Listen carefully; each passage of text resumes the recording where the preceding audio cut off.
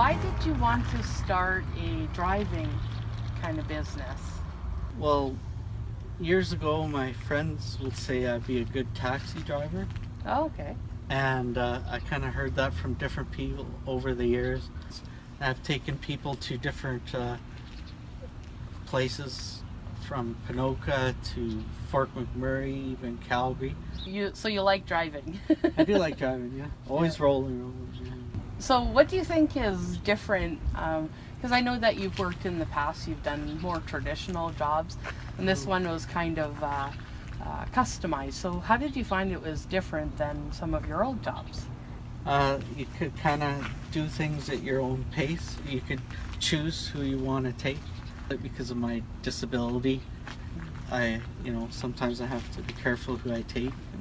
When you started your business, maybe you were expecting something differently. Was there anything that kind of came as a surprise, or? Way too many people telling me not to do it. It took a while, and with all the help from you, Tina, I thought it just took a lot of work to get it going. Yeah. Yeah, I had no idea. Like even town council had to do a new bylaw, make a new bylaw just for chauffeur, personal transportation. What would you say your favorite thing about owning your own business is? Probably just meeting people. Here you go, Tina. Thank you.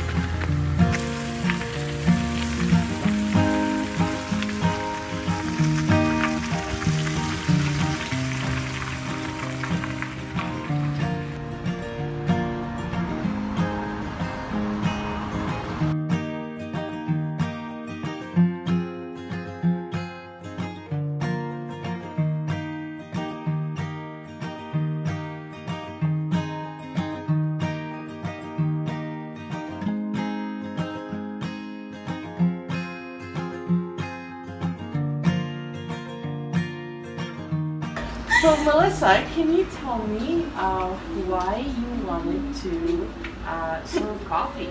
I like people. I like coffees. Labs. There's lots of laughs. Lots of labs.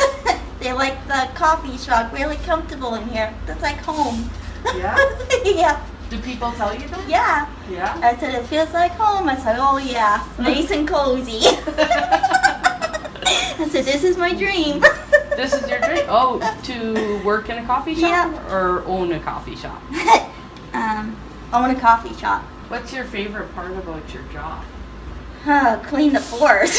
That's your favorite part?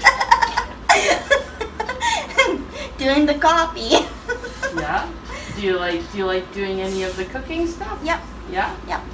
There's a lot of people that maybe have a disability and they want to maybe go to work or start their own business. Do you have any advice for people who want to do something like that?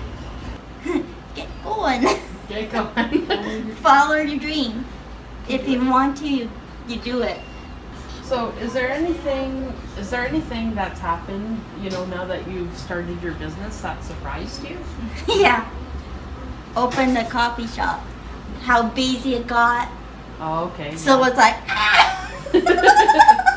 So when you first started out, it was a little bit slower, but now it's pretty busy. yeah. My phone's going on the look. Stepping into this venture, we learned a lot later on about what really is involved. So speak to someone that has done this, and they can help you with things that I didn't know about, that I had to learn on my own. You start in life with supports for your child with a disability as a parent, and then, well, great, she's going to have a business, she's going to be independent, she's going to be successful. But along with that becomes the extra work that you as a parent need to then take on as well. So have your supports, have that ready, because you're going to rely on them, you're going to need them. You're going to need extra respite, you're going to need extra time, extra downtime, because it becomes another part of what you already are doing. So, what has been your experience with Melissa, I guess, overall with customized employment? It's been great. I couldn't ask for better support from Employabilities through Alberta Works. So, how is customized employment different from maybe the traditional finding employment in the past? Yeah, traditional finding employment, we struggled, hey Melissa? Yeah, struggle. It was Holy. hard. Because they want you to, and I understand it's a job and they need employees to fulfill their job in order for them to bring money in. But for someone with a disability, it's not often easy because of their disability and what it involves. So for her, it was hard to just, as you know, to just go in there and, okay, we want you from 9 to 3, well, doing this, this, and this, but there was so much involved and so much demand and things that she couldn't do, it just didn't work. And so she bounced, and she felt really frustrated and felt like she had no place in the workforce that she sees other people doing all the time. So customized employment gave her that opportunity to actually create a job that suited her, that met her needs, and that she could function in successfully and make her feel, oh, I'm part of society. I can do this. I can show people that people with disabilities can own their own business. They can be independent. I can't brag enough. So, it's something that I never ever thought would happen. So, yeah, like I say, I brag.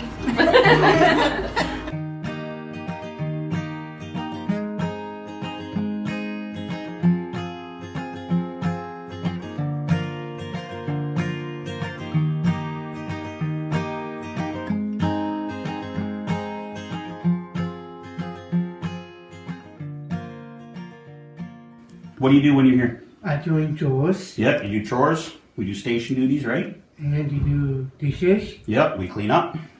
What else do you do? What do you do on the far side of the building when you have to roll stuff? With the hose. Yep, roll hose. What else do you do every time you come in? And I do What about getting your gear on? my I with my power gear. Yep, your bunker gear. How fast do you have to get it on? 1 minute. 1 minute. Go! All right, so Wayne has to put on his bunker gear just like everybody else, and he gets time just like everybody else. We have a standard here at the fire department, and we make no exceptions depending on who you are. 51, you ready to go? Yep. Attaboy, 54.90. Well, customized employment pretty much doesn't just apply to people with mental disabilities. I think they apply to everybody in the world. I mean, you find what you love and then you go and do it. Finding out with Wayne that he liked adrenaline and he liked helping people, really put him on our front doorstep, and he's no different than everybody else that walks through those doors, because we all love helping people and we all get a kick out of the adrenaline. Wayne is just like anybody else in the department. He does the same job. He brings qualities that nobody else has, and he contributes to the organization.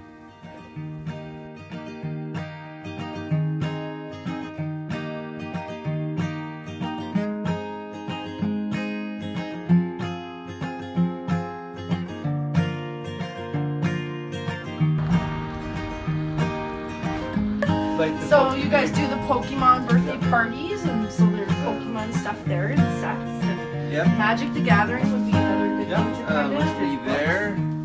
Can you tell me a little bit about the previous jobs you've had in the past? They sucked. Okay.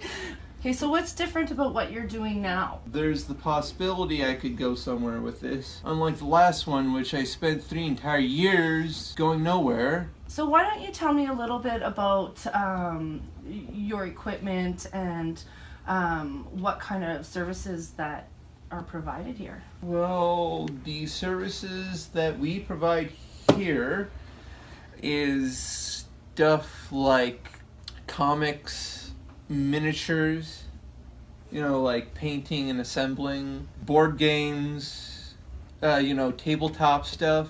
Then there's me. I provide the services of video games. What do you do with the video games?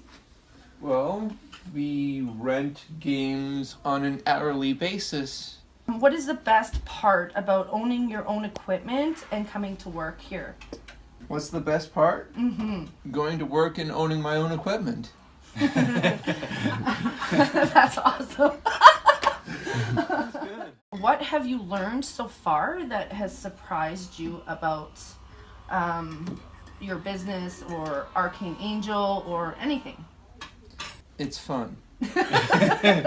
I'm hoping to be able to build my brand big enough to help Chris build his brand so that he can help build my brand and so on and so forth. Who helped you and how, Regan? I did? Okay, who else? Okay, what about any family support or... My stepmom and my dad. Yeah. And did you have any supports on the job when you were first learning? I believe I actually knew what to do, but I did have somebody there, Artie. So how did Artie, what specific things did Artie assist you with?